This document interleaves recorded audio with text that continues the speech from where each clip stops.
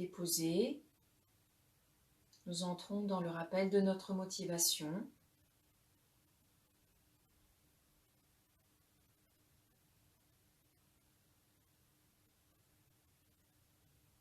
Dans notre souhait de santé,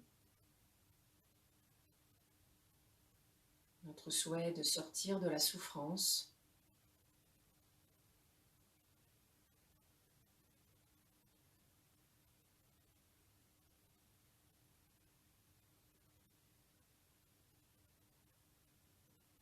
Un souhait de santé partagé.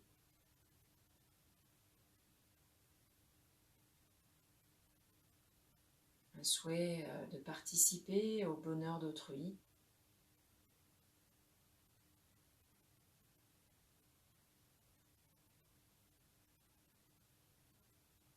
Ou en tout cas d'alléger la souffrance d'autrui en assurant notre propre santé, pour commencer.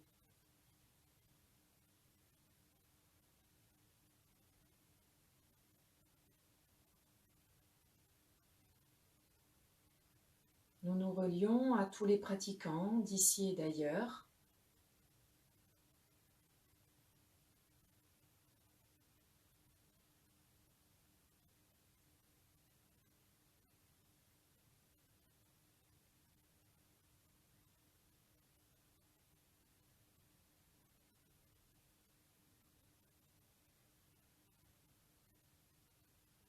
Aux guides, aux personnes inspirantes, aux personnes sages.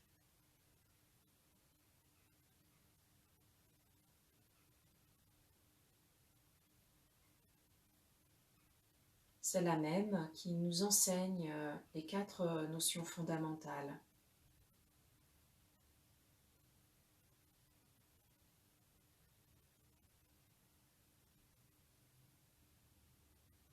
Qui nous rappelle ainsi que la situation actuelle est précieuse, propice à la pratique. Nous avons une bonne santé, une bonne réceptivité. Nous avons du temps, les moyens techniques pour être accompagnés, guidés. Un environnement favorable.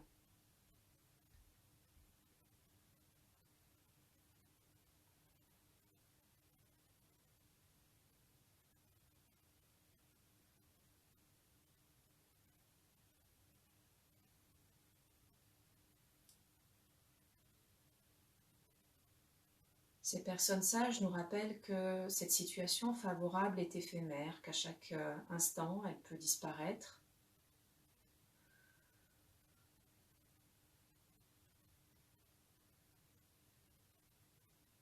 Et que notre souffrance est liée justement à cette impermanence, par le fait même que nous avons tendance à nous accrocher aux situations, à croire qu'elles sont permanentes. Et nous-mêmes aussi, un jour, nous disparaîtrons, tout comme les personnes qui nous sont le plus proches, tout ce que nous avons construit durant cette vie, un travail, un environnement, peut-être une maison, peut-être tout un tas de choses que nous avons accumulées qui un jour seront amenées à disparaître.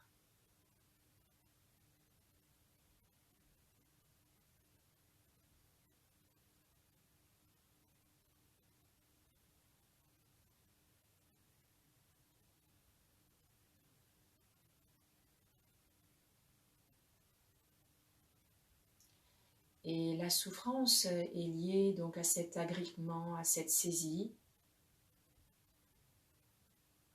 On saisit les situations, les définitions sur nous, sur l'autre.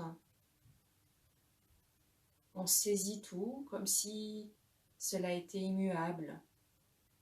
Même si nous savons quelque part qu'effectivement les choses évoluent, changent, c'est comme si cette réalité n'était pas complètement intégrée. Et cela constitue la causalité aussi. Tant que cela n'est pas complètement intégré, complètement digéré, le processus de souffrance perdure et s'auto-alimente.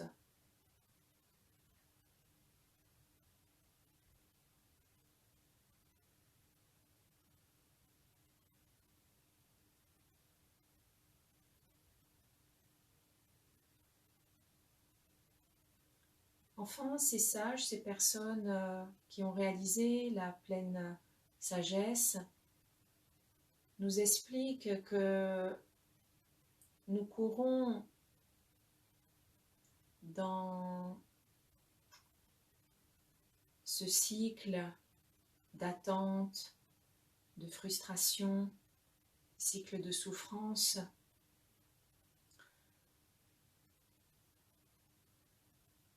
Nous courons et nous participons à ce cycle tant que nous recherchons notre bonheur à travers les situations.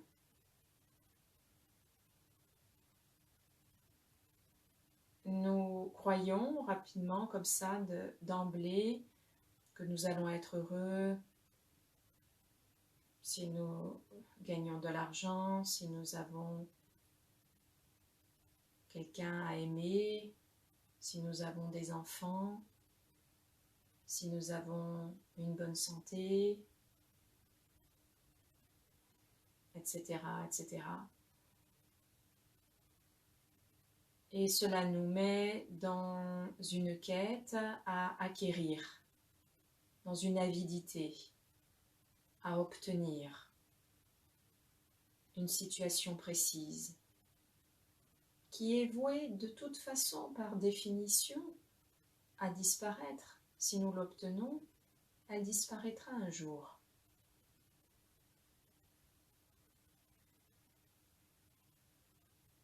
Donc les enseignements contemplatifs nous invitent à réfléchir sur après quoi nous courons véritablement. Et peut-être que dans notre réflexion, nous nous rappellerons que nous cherchons un bonheur stable, un véritable bonheur stable.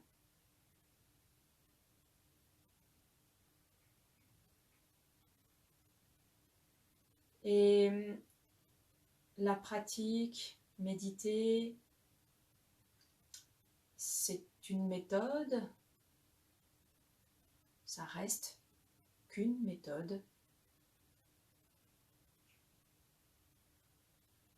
une méthode précieuse qui nous permet de cheminer sur un chemin différent, qui nous permet de nous rapprocher de nous-mêmes, plutôt que de courir à obtenir des choses dans la vie quotidienne, d'aller, c'est le chemin inverse, d'arrêter de courir, se poser et d'aller à la rencontre de ce qu'il y a de stable en nous.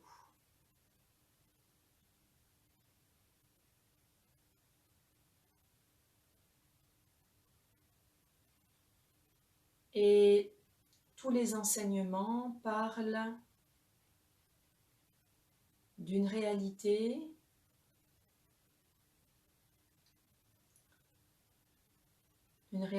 absolue, une nature de fond,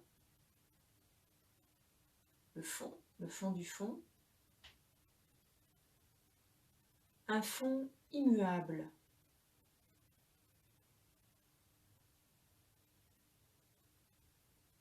Et ce fond est à découvrir et à réaliser. Réaliser, cela veut dire pas à travers le mental, il ne s'agit pas de le comprendre mentalement, il s'agit de l'expérimenter directement. Il y a un fond, il est une paix intérieurement,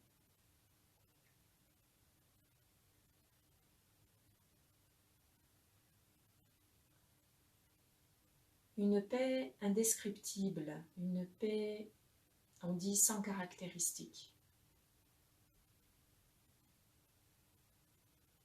Certains disent aussi un silence intérieur. Il y a beaucoup de mots, car c'est en deçà du mental. On parle aussi d'expérience première, avant que les concepts émergent. Il est une présence qui est ouverte,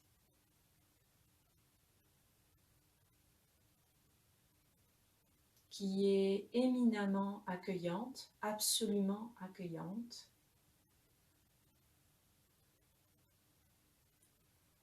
Et le bonheur s'expérimente, ou plus exactement, émerge à cet endroit.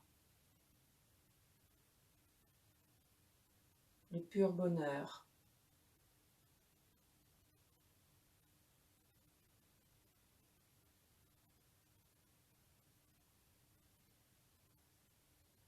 C'est donc dans cette motivation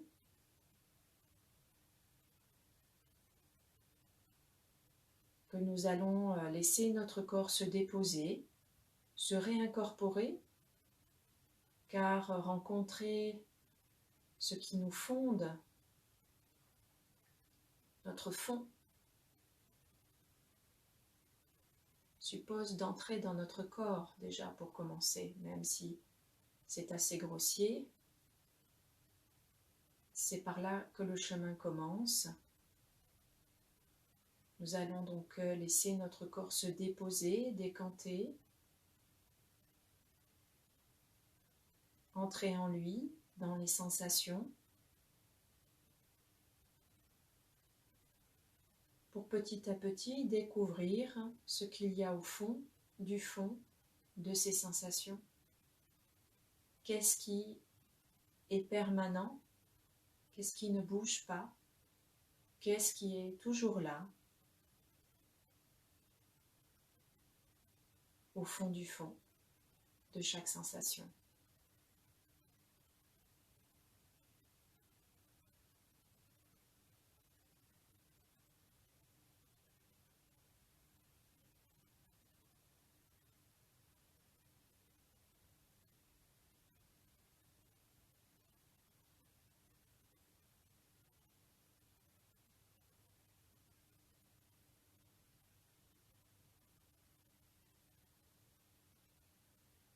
Donc peut-être que nous pouvons considérer que là, le corps est peut-être un peu meurtri, un peu douloureux, donc on va l'étirer un petit peu sans trop s'agiter, peut-être le masser un peu par endroits,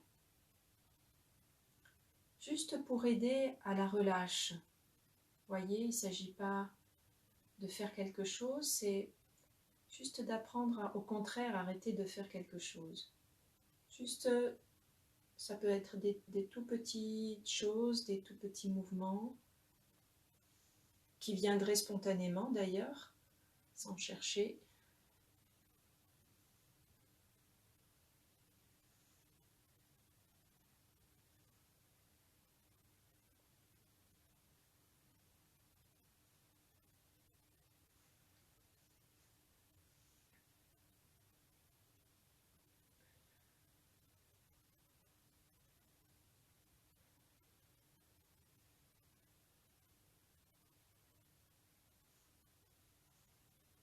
Voilà, bien s'installer. Dans l'expire, on laisse tout le poids du corps se déposer au sol, comme si le corps faisait corps avec le sol, fusionnait avec le sol.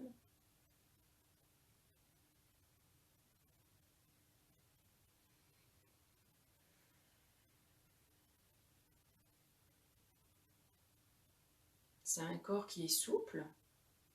Je rappelle que le corps est plein d'eau. Et donc, le corps, très naturellement, et sans qu'on le cherche, si on le laisse complètement dénoué, ça bouge un petit peu, ça tangue un petit peu.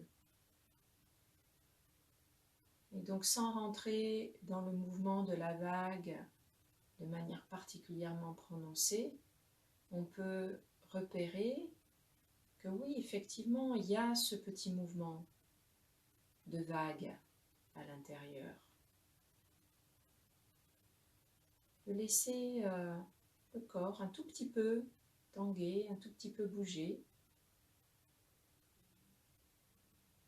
Laisser faire, laisser être, c'est arrêter de participer à ça et arrêter de bloquer cela.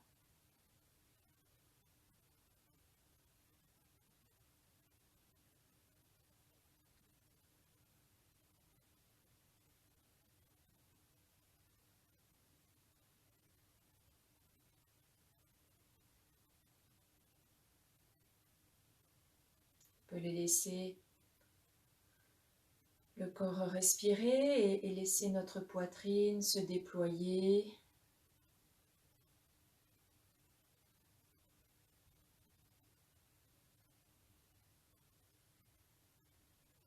Relâchant tout le tronc, tout le buste, toute la cage thoracique, laissant vraiment le haut du buste aussi s'ouvrir.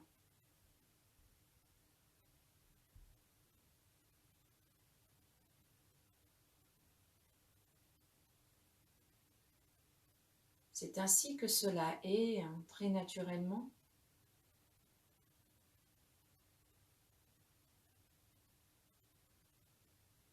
Et donc, même si nous ne faisons pas ce mouvement d'ouverture prononcé, de sentir que c'est déjà là, ça se manifeste déjà là, un peu plus subtilement. Sentir le déploiement des côtes à chaque inspire, jusque dans le dos.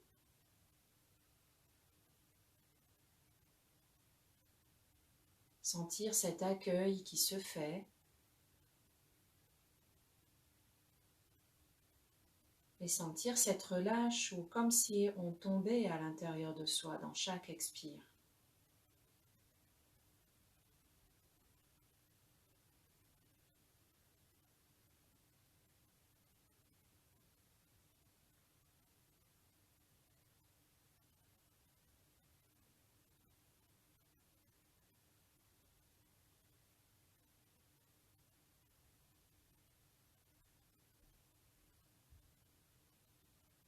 Et puis on peut poser notre attention le long de la colonne vertébrale. Et même si nous ne procédons pas au petit mouvement de dynamisation de manière mécanique, de sentir que c'est déjà là, ça aussi. De sentir la vie, la dynamique courir le long de la colonne. C'est simplement plus subtil, mais c'est déjà là.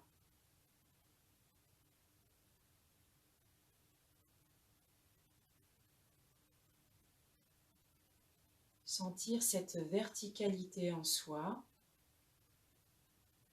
une verticalité qui peut s'ouvrir, qui peut s'élargir, qui peut laisser s'ouvrir le sommet de la tête.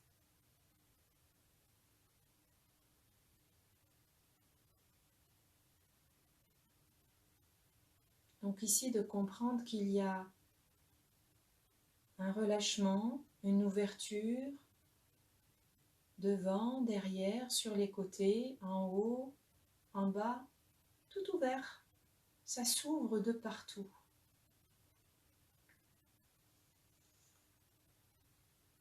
Et ça se sent, ça ne s'imagine pas, ça se sent, ça se perçoit.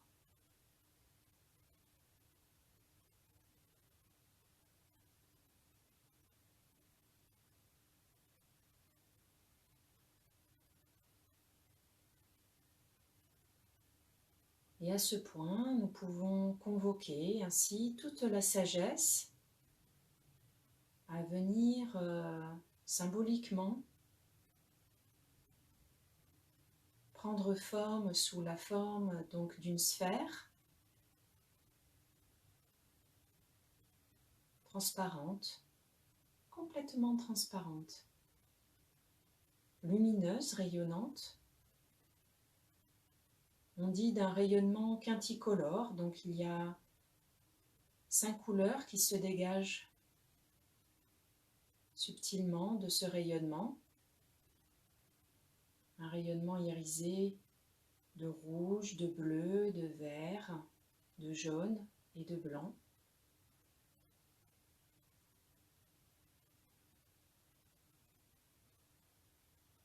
C'est une sphère toute pure, pleine de bonté, de qualité, de sagesse.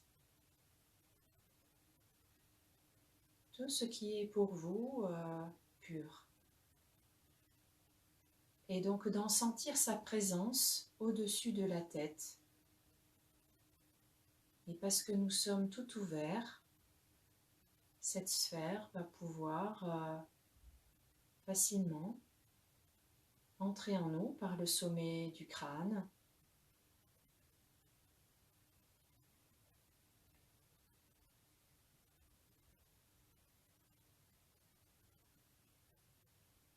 Elle va habiter toute la tête. Nous laissons faire. La tête se vide, se purifie, et devient elle-même transparente.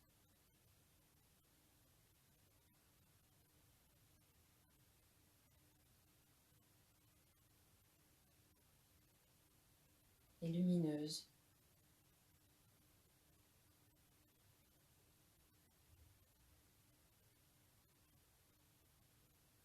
Cela continue de descendre doucement à travers la gorge de la même façon.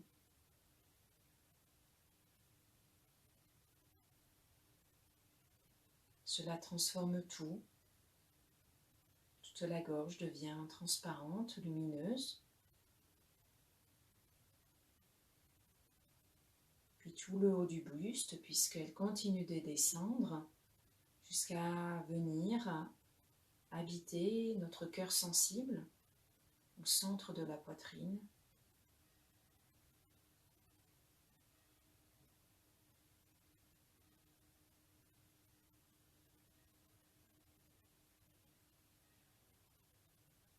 Et sentir cela. Sentir la bonté, la sagesse qui vient nous habiter au plus profond de notre cœur sensible. Cela a toujours été là, en fait. Cela est simplement révélé.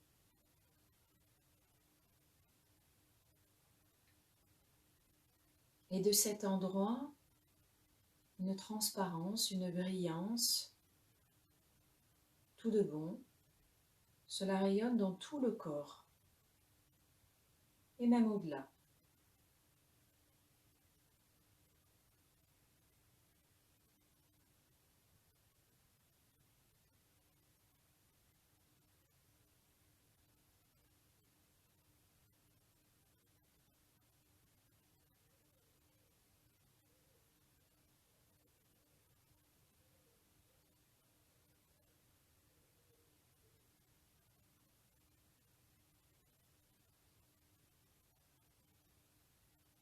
Et sentir qu'il y a là quelque chose de joyeux,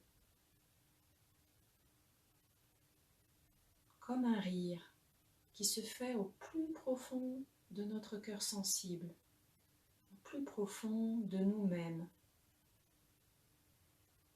Et nous allons, constatant cette sagesse qui est là au fond de nous, nous y soumettre complètement, nous y absorber, nous y dissoudre.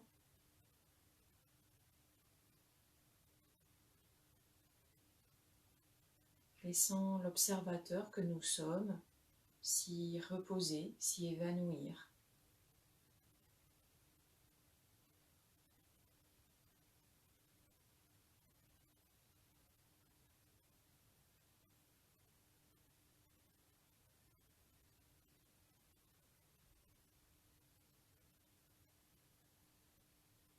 De telle façon qu'il n'y ait que cela, qu'il n'y ait plus que cela.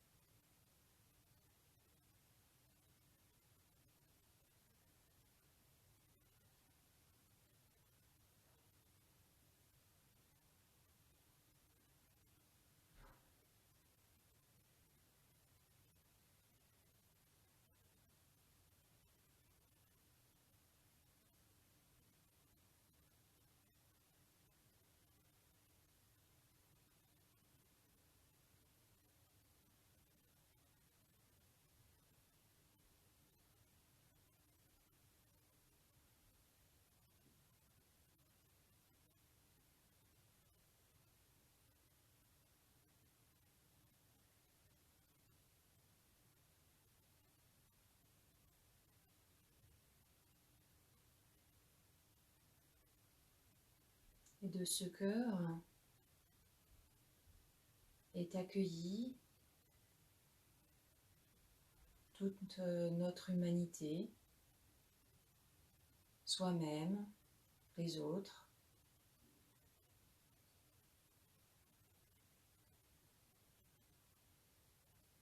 Dans chaque inspire, on accueille tout notre monde qui est en souffrance.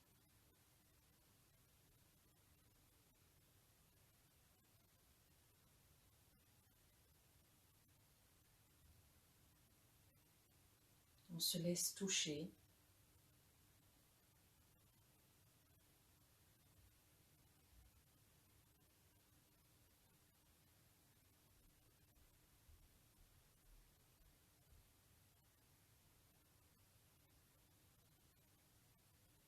On se laisse pénétrer au plus profond de ce cœur, qui est un cœur sans fond. C'est un cœur grand, ouvert, vaste, qui peut absolument tout accueillir, et donc de là, toute la souffrance est accueillie.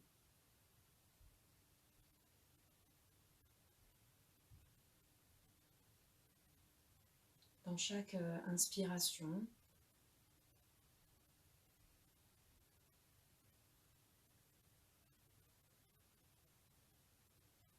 est accueillie notre propre souffrance,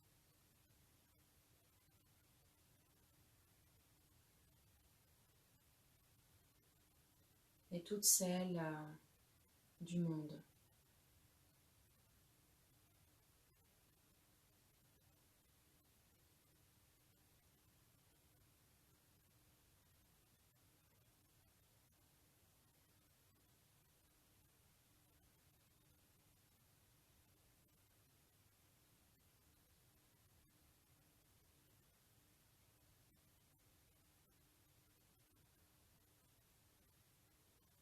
Et cela peut se faire avec un souhait altruiste,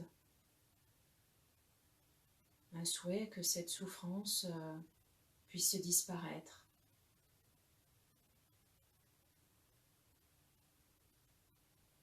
C'est un souhait, c'est aussi une attitude intérieure.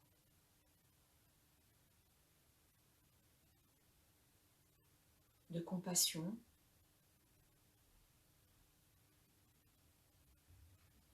Et dans cette compassion, peu à peu, dans l'expire,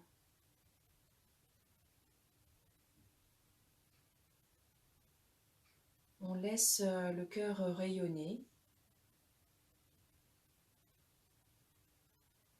On laisse ce grand cœur profond, sans fond, rayonner vis-à-vis de tout ce qui souffre.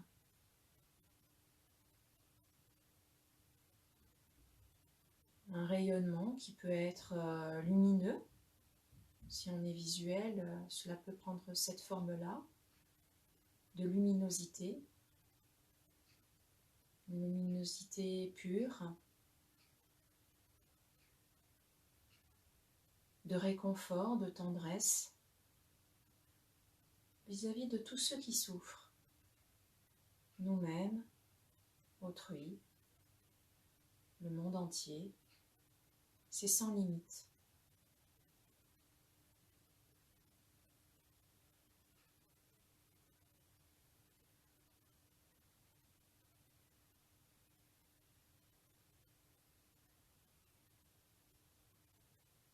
Et dans cette attitude, il y a une posture fraternelle.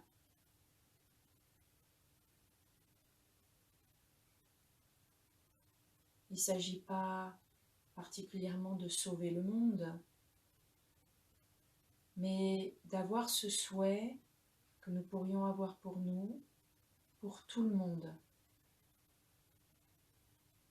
Un souhait de découvrir le bonheur, de souhaiter le bon, pour tous.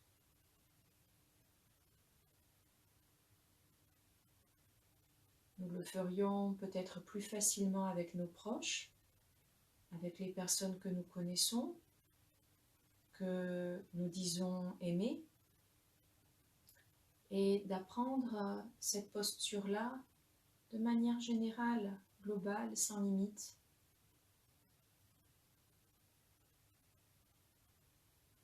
Les autres sont comme moi, je suis comme les autres.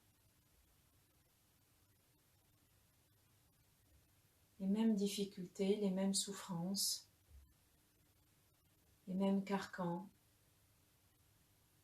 peut-être aussi les mêmes réactions. Et donc, peu à peu, je vais rentrer dans un troisième mouvement qui est l'alternance par le souffle. Inspire, j'accueille tout ce qui souffre. Et expire, je laisse le cœur rayonner. C'est dans sa nature de rayonner. Je laisse complètement le cœur rayonner.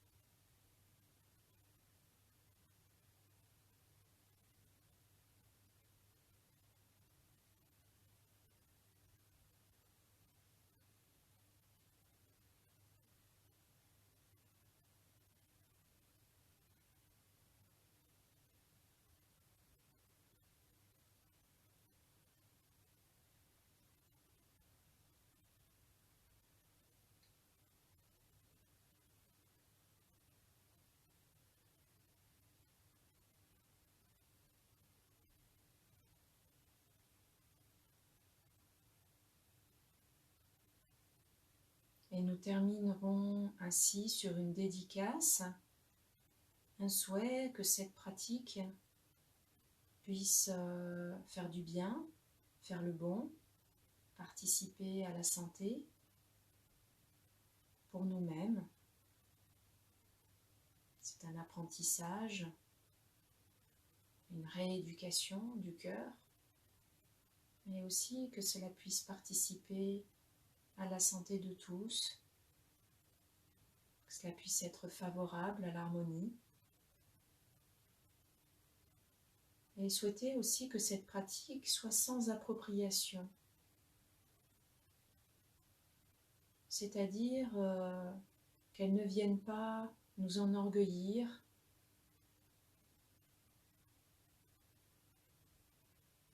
on pratique cela simplement parce que c'est comme ça que ça doit être. Nous l'avons simplement oublié.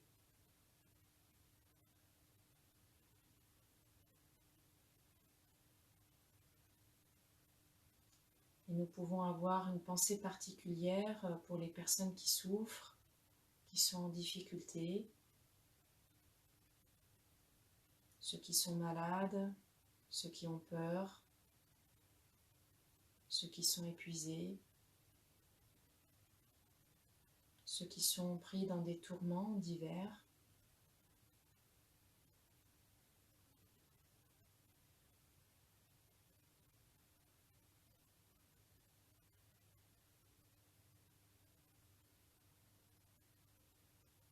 En leur souhaitant le meilleur.